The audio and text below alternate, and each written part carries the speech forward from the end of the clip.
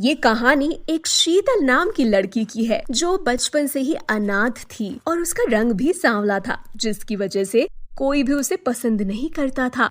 बेचारी के माता पिता के गुजर जाने के बाद वो अपनी चाची के साथ रहती थी। शीतल की चाची उर्मिला की एक बेटी थी जिसका नाम टीना था। टीना बहुत ही खूबसूरत थी और उसका रंग भी निखरा हुआ था, लेकिन उससे ज्यादा वो बहुत घमंडी थी और वो शीतल को एक आंख भी पसंद नहीं करती थी। इसीलिए वो अपनी माँ उर्मिला को हमेशा शीतल के खिलाफ भड़काती रहती थी।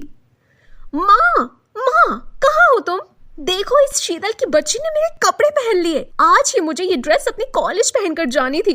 इसने बिना मुझसे पूछे ही मेरे कपड़े क्यों पहने?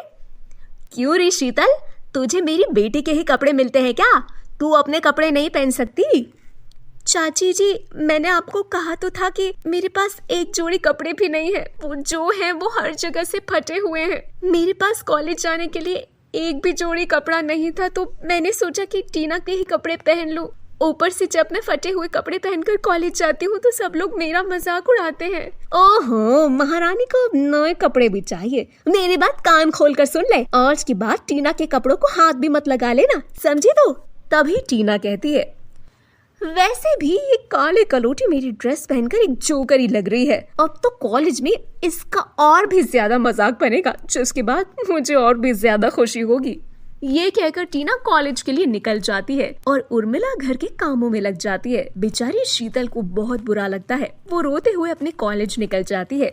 जब वो कॉलेज से वापस आती है तो साथ में अपने दोस्त राहुल को लेकर आती है। जब टीना राहुल को देखती है तो वो उसे देखती ही रह जाती है। वो मन ही मन राहुल को पसंद करने लगती है।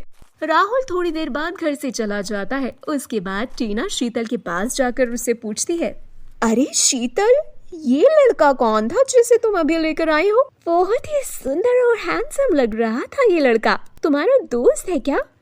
हाँ, ये मेरा दोस्त है। इसका नाम राहुल है और हम दोनों एक ही क्लास में पढ़ते हैं।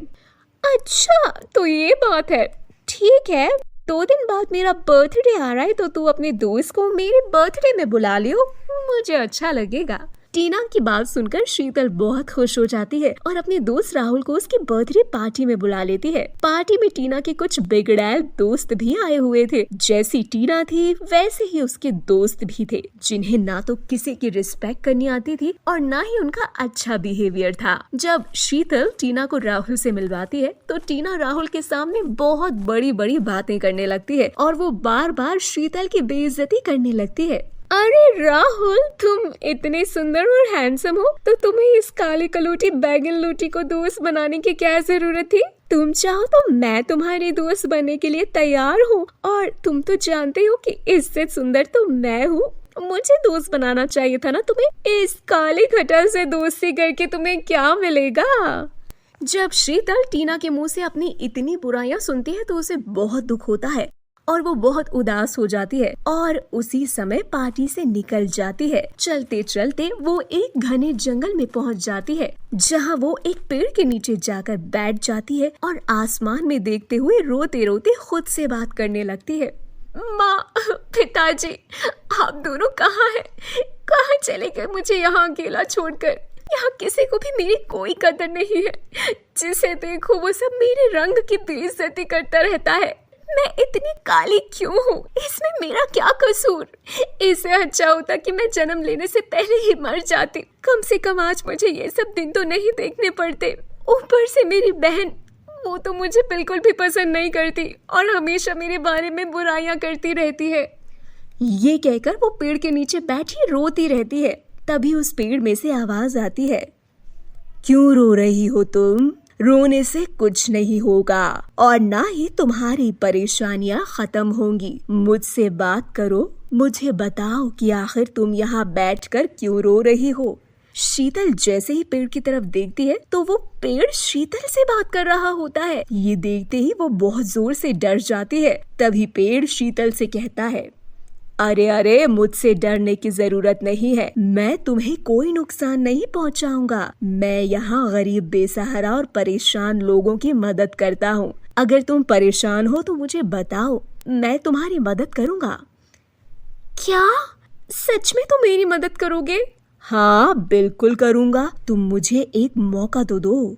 शीतल अपनी सारी कहानी पेड़ को बताने लगती है और पेड़ भी शांति पूर्वक शीतल की पूरी बात सुनता है।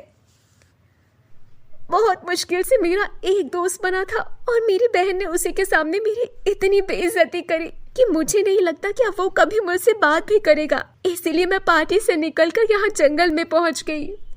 देखो शीतल, जो तुमसे प्यार करेगा उसे तुम्हारे रंग से कोई फर्क नहीं पड़ेगा, और अगर तुम्हारा दोस्त तुमसे प्यार करता है तो उसे तुम्हारी बहन टीना की बातों से कोई फर्क नहीं पड़ेगा।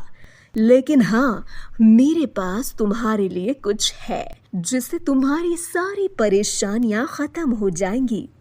तभी वो पेड़ एक जादुई लिपस्टिक के घर में बदल जाता है और शीतल से कहता है, सुनो शीतल, तुम इस जादुई लिपस्टिक के घर के अंदर जाओ। इस घर के अंदर तुम्हारे लिए सारी सुविधाएं होंगी और किसी भी चीज की कमी नहीं होगी। तुम्हें जो चाहिए वो इसके अंदर मिलेगा।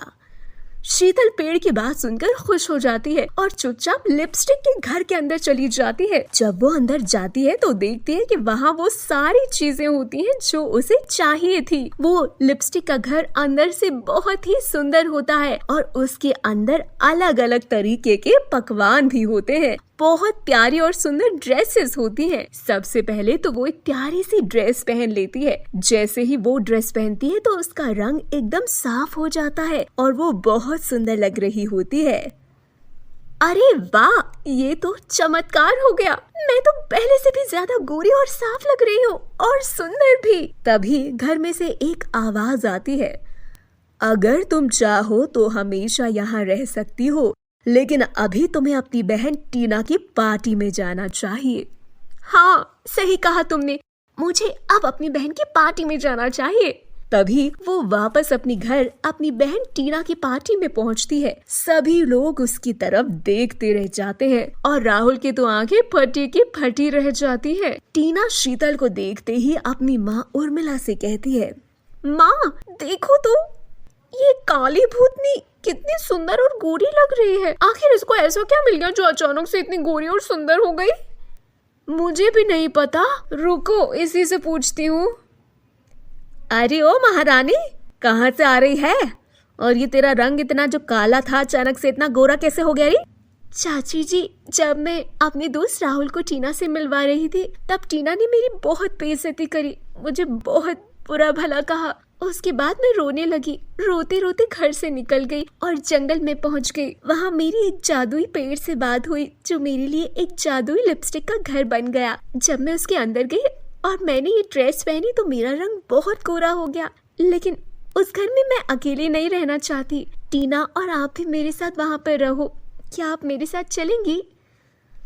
उर्मिला शीतल की बात सुनकर रोने लगती है और शीतल से कहती है, मुझे माफ कर दो बेटी, मैंने कभी भी तुम्हें अपनी बेटी की तरह नहीं माना। हमेशा तुम्हें डांटा और बहुत अत्याचार पे किए, लेकिन मुझे नहीं पता था कि तुम्हें मेरी इतनी चिंता है और तुम मुझसे और टीना से इतना प्यार करती हो। मुझे माफ कर दो बेटी, मुझे माफ कर दो। चाची जी, आप ऐसे माफी मत मांगो क्योंकि मैं आपको अपनी माँ की तरह समझती हूँ। अगर आप मुझसे ऐसी माफी मांगोगी तो मुझे अच्छा नहीं लगेगा। तभी उर्मिला शीतल को गले से लगा लेती है और उसके बाद वो शीतल को बिल्कुल अपनी बेटी की तरह प्यार करने लगती है और खुशी खुशी शीतल के साथ रहने लगती है। वहीं टीना का भी बर्ताव बदल जाता है और वो भी शीतल को अपनी बहन मानने लगती है और तीनों एक साथ खुशी खुशी रहने लगती है।